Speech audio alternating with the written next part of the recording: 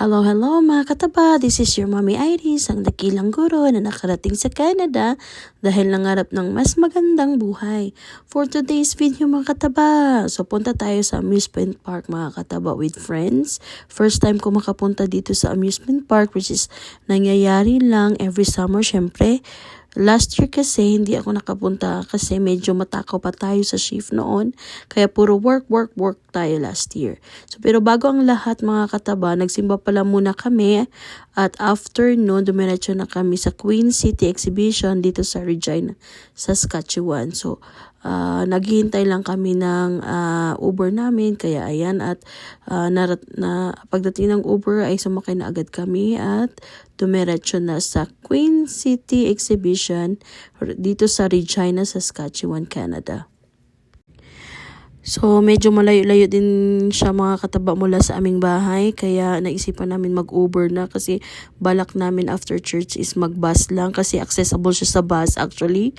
Pero 6:30 matapos yung simba namin at medyo may araw pa yan kaya naisipan namin na weekend yan at maraming tao kaya expected namin mahaba ang pila kaya kailangan namin agahan ng pumunta at mag-Uber na lang. So ayan na nga at nakarating na kami dyan sa Queen City Exhibition.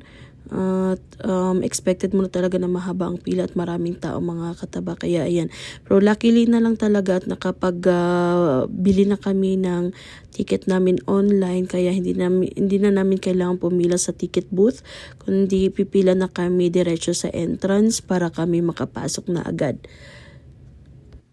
So in fairness naman talaga mga kataba no, so hindi ganun katagal yung paghintay namin sa pila kahit may mahabang pila siya.